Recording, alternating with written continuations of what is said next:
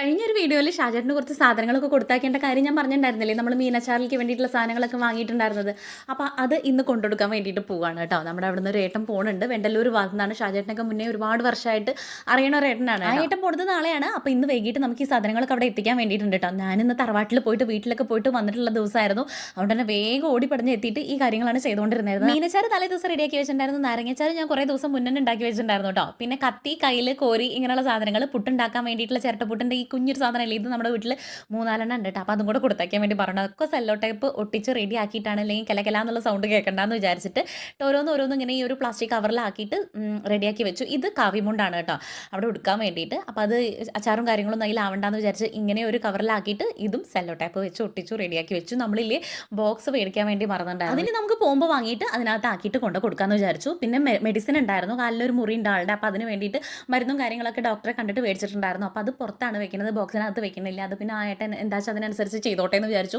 എനിക്കറിയില്ല ഇതിനകത്ത് വെക്കണോ വെക്കണ്ടേ എന്നുള്ളത്. അപ്പോൾ മരുന്നൊക്കെ നമ്മൾ പുറത്താണല്ലോ അവരുടെ കയ്യിൽ കൊടുക്കാമെന്ന് വിചാരിച്ചിട്ട് അതാക്കിയിട്ടുണ്ടായിരുന്നില്ല. അച്ചാറൊക്കെ ഇങ്ങനത്തെ ഒരു കവറിലാണ്, പാഴ്സൽ കവറില്ല, അതിനകത്താണ് ആക്കിയിട്ടുണ്ടായിരുന്നത്. എന്താ വെച്ചാൽ അളുക്കും കാര്യങ്ങളൊക്കെ അന്നാൾ കൊണ്ടുപോയത് അവിടെ ഇഷ്ടം പോലെ ഇരിക്കുന്നുണ്ട്. ഇതാകുമ്പോൾ പിന്നെ അവിടെ എത്തിയിട്ട് ആൾക്കിലേക്ക് ആൾ മാറ്റിക്കോളൂ എന്ന് പറഞ്ഞിട്ടാണ് ഇങ്ങനെ ആക്കി കൊടുക്കുന്നത് കേട്ടോ. അപ്പോൾ എനിക്കൊക്കെ അറിയണ പോലെ ഞാൻ ബേക്കിങ്ങും കാര്യങ്ങളൊക്കെ ആക്കേണ്ടത് വെച്ചാൽ കുറേ മുന്നേ, ഒരു 8-9 കൊല്ലം മുന്നേ ഷാജേട്ടൻ പോയതാണ്. ആ ഒരു സമയത്തൊക്കെ ഞാൻ എങ്ങനെ ആക്കിയായിരുന്നത് എനിക്ക് വലിയ കാര്യം ഐഡിയ ഒന്നുമില്ല.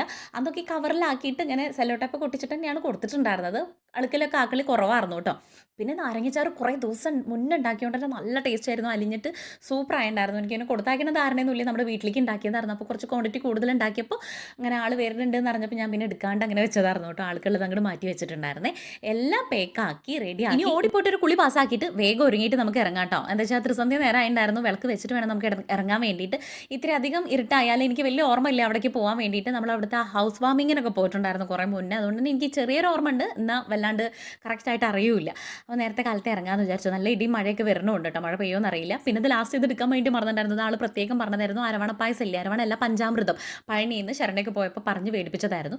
കണ്ണൻകുട്ടി ഗേറ്റൊക്കെ പൂട്ടി ഞങ്ങൾ ഓട്ടോയിൽ പോകാൻ വേണ്ടിയിട്ട് ഇറങ്ങിയിട്ടുണ്ട് കേട്ടോ. അപ്പോൾ പിന്നെ ഓട്ടോയിൽ കയറിയിട്ടൊരു പ്രഹസനാണ് ഈ കണ്ടുകൊണ്ടിരിക്കുന്നത്. പിന്നെ നമ്മൾ കബോർഡ് പെട്ടി വാങ്ങിയിട്ടുണ്ടായിരുന്നു, അതിനകത്ത് തന്നെ ഒക്കെ ആക്കി പെക്കാക്കി ഒട്ടിച്ച് വീട്ടിലെത്തി. ഒരു സംശയം ഉണ്ടായിരുന്നു, കറക്റ്റ് ആ വീടിൻ്റെ ആയിരുന്നു കേട്ടോ. പിന്നെ നമ്മൾ അവരെ ഇന്ന് വീഡിയോയിൽ കാണിച്ചിട്ടുണ്ടായിരുന്നില്ല, അവർക്ക് ഇഷ്ടാവില്ല എന്ന് നമുക്ക് അറിയില്ലല്ലോ. അപ്പോൾ അത് കാരണം വേഗം അവിടെ നിന്ന് കൊടുത്തിട്ട് ഇറങ്ങിയിട്ടുണ്ടായിരുന്നു.